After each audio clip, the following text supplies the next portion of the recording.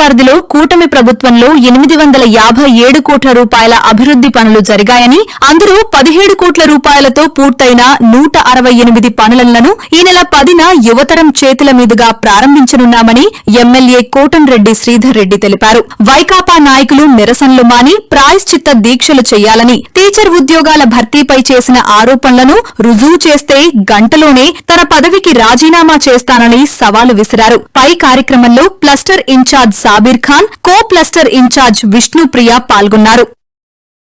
నియోజకవర్గంలో తెలుగుదేశం పార్టీ కూటమి అధికారంలోకి వచ్చిన తర్వాత నారా చంద్రబాబు నాయుడు గారు ముఖ్యమంత్రిగా 26 నెలల్లో జరుగుతున్న టెండర్లు పిలిచిన, అతి త్వరలో టెండర్లు పిలవబోతున్న అభివృద్ధి పనుల విలువ అక్షరాల 857 కోట్ల రూపాయలు. 857 కోట్ల రూపాయలతో గత 26 నెలలుగా నెల్లూరు రూరల్ నియోజకవర్గంలో వివిధ శాఖల కింద అభివృద్ధి పనులు జరిగాయి. కొన్ని జరుగుతున్నాయి, కొన్ని టెండర్లు పిలిచారు, మరికొన్ని అతి త్వరలో టెండర్లు పిలవబోతున్నారు. ఈ యొక్క అభివృద్ధి పనుల జాతరలో భాగంగా 17 కోట్ల రూపాయల వ్యయంతో, అక్షరాల 17 కోట్ల రూపాయల వ్యయంతో 168 పనులు, 168 అభివృద్ధి పనులు పూర్తి చేసి ఈ నెల 10వ తారీఖున ఉదయం 9 గంటలకి ప్రజలకి అంకితమిస్తున్నాం. ఏదైతే ప్రతిసారి కూడా శంకుస్థాపన చేసిన రోజే ప్రారంభోత్సవ తేదీ చెప్పడం నెల్లూరు రూరల్ ఎమ్మెల్యే కార్యాలయం అలవాటు, సాంప్రదాయం, పద్ధతి. అది ప్రజలందరికీ కూడా తెలుసు. అదేవిధంగా 3 నెలల ముందు ఈ యొక్క 168 అభివృద్ధి పనులు 17 కోట్లతో ప్రారంభించాం. 60 రోజుల్లో పూర్తి చేసి ప్రజలకు అందిస్తామని చెప్పిన మాట కట్టుబడి 60 రోజుల్లో పూర్తి చేశాం. అయితే సర్ ప్రక్రియ, అదేవిధంగా సర్ ప్రక్రియ పూర్తయిన తర్వాత గడప గడపకి తెలుగుదేశం పార్టీ ఈ 2 కార్యక్రమాల వల్ల 1 నెల రోజులు ప్రారంభోత్సవకి ఆలస్యమైంది. అందుకే ఈ నెల 10వ తారీఖున అంటే సోమవారం ఉదయం 9 గంటలకి 168 అభివృద్ధి పనులు ఎక్కడికక్కడ ఒకేసారి ఒకే సమయానికి 168 అభివృద్ధి పనులు ఎక్కడికక్కడ స్థానిక ప్రజలే ప్రారంభికులు, తెలుగుదేశం, జనసేన, బీజేపీ యొక్క తెలుగుదేశం పార్టీ కూటమి నేతలే ముఖ్య అతిథులని చెప్పి తెలియజేస్తూ, ప్రధానంగా ఏదైతే ఒక్క చోట నేను పాల్గొంటాను ముఖ్య అతిథిగా, అక్కడ 18 సంవత్సరాలు నిండి తొలి ఓటు హక్కు వచ్చిన యువతరం, అంటే యువతరం ఆకాంక్షల్ని గౌరవిస్తూ, యువతరం ప్రశ్నల్ని సానుకూలంగా తీసుకుంటూ, యువతరం ఆలోచనల్ని ఇంకా తెలుసుకోవాలా, యువతరాన్ని సైతం ఏదైతే ఈ యొక్క అభివృద్ధి కార్యక్రమంలో భాగస్వాములు చేయాలని దాదాపుగా ఏడాది ముందే ఆలోచన చేసి రామలింగాపురం అండర్ బ్రిడ్జి ఒక 15 ఏళ్ల యువకుడి చేత రామలింగాపురం అండర్ బ్రిడ్జిని ఏడాది క్రితమే ప్రారంభించిన విషయం మీకు అందరూ కూడా తెలుసు.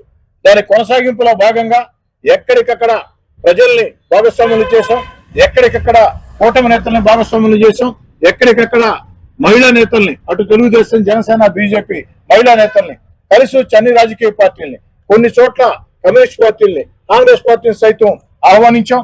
వారి చేత కూడా ప్రారంభోత్సవాలు చేయించాం. నా ఉద్దేశం ఈ యొక్క అభివృద్ధి కార్యక్రమాల్లో అందరూ భాగస్వామ్యం ఉండాలని. అందుకే యువతరం ఆకాంక్షల్ని గౌరవిస్తూ, యువతరం ప్రశ్నలకి మొత్తం కూడా సమాధానం చెప్పాల్సిన బాధ్యత మనందరి మీద ఉందని కూడా భావిస్తూ, ఆ యొక్క యువతరాన్ని ఆ యొక్క అభివృద్ధి కార్యక్రమంలో భాగస్వామ్యం చేయాలని ఏడాది క్రితం 15 ఏళ్ల విద్యార్థి చేత రామలింగాపురం అండర్ బ్రిడ్జిని ఏ విధంగా ప్రారంభింపజేశామో అదే విధంగా సరిగ్గా చేరదు అన్న భావన ఉంది. అయినా కూడా జరుగుతున్న అంశం కాబట్టి ఓ విలేకరిగా మీరు ప్రశ్నించినప్పుడు సమాధానం చెప్పాల్సిన బాధ్యత నాకుంది. అందుకే సమాధానం చెప్తున్నా. ప్రపంచంలో ఎవరైనా సరే ఏ అంశం మీదైనా దీక్షలు చేసుకోవచ్చు, తప్పు లేదు. కానీ వైఎస్ఆర్ కాంగ్రెస్ పార్టీ చేయాల్సింది నిరసన దీక్షలు కాదు. వైఎస్ఆర్ కాంగ్రెస్ పార్టీ చేయాల్సింది ప్రాయశ్చిత్త దీక్షలు చేసుకోవాలా. వైఎస్ఆర్ కాంగ్రెస్ పార్టీ నిరసన దీక్షలు కాదు చేయాల్సింది, ప్రాయశ్చిత్త దీక్షలు చేసుకోవాలా. ఎందుకంటే 2024లో తెలుగుదేశం పార్టీ కూటమి అధికారంలో వచ్చే నాటికి గత వైఎస్ఆర్ కాంగ్రెస్ పార్టీ ప్రభుత్వం ఆనాటి ముఖ్యమంత్రి జగన్ రెడ్డి గారు ఈ ఆంధ్ర రాష్ట్రాన్ని అన్ని రకాల సర్వనాశనం చేసి వ్యవస్థల్ని భ్రష్టు పట్టించిన, ఆంధ్ర రాష్ట్రాన్ని అన్ని రకాల కూడా సర్వనాశనం చేసిన తన సమర్థ నాయకత్వంతో చంద్రబాబు నాయుడు గారు ఈ రాష్ట్రాన్ని అన్ని రకాల కూడా ఎంతో ఇబ్బందులు పడే పరిస్థితుల్లో ఈనాడు తెలుగుదేశం పార్టీ కూటమి ప్రభుత్వం అభివృద్ధి పనులను వేగవంతం చేస్తూ రోడ్లు గాని, కాలువలు గాని, కరెంటు గాని అనేక రకాల సౌకర్యాలు కల్పిస్తూ ఒక అద్భుత పరిపాలన ప్రజలకు అందిస్తుంది. దాన్ని చూసి వైఎస్ఆర్ కాంగ్రెస్ పార్టీ ప్రాయశ్చిత్త దీక్ష చేసుకోవాలి తప్ప వైఎస్ఆర్ కాంగ్రెస్ పార్టీకి నిరసన దీక్షలు చేసే అర్హత లేదని మనం చూస్తాం. గత వైసీపీ కాలంలో మీకు బోరుగడ్డ అనేది జరిగినటువంటి ఒక విషయం రాష్ట్ర రాష్ట్రంలో కూడా సంచలనం కలిగించారు. బోరుగడ్డ అనిలే ఈరోజు వైసీపీ ఆఫీస్ ముందు చేరి నాకు అన్యాయం జరిగిందని చెప్పినట్టు వైసీపీ వాడుకుని వదిలేస్తానని చెప్పడానికి కారణం లేదు. దాని గురించి మాట్లాడి నా స్థాయి నేను తగ్గించుకోలేను రాజేష్ గారు. ఆ అంశం గురించి మాట్లాడి నా స్థాయి నేను తగ్గించుకోలేదు. కానీ మీరందరూ ఈరోజు బోరుగడ్డ, జోరుగడ్డ, ఏం గడ్డ? బోరుగడ్డ, జోరుగడ్డ కాదు కదా. మీరందరూ ఈరోజు బోరుగడ్డ బోరుగడ్డ బోరుగడ్డ అంటున్నారే, మరి జగన్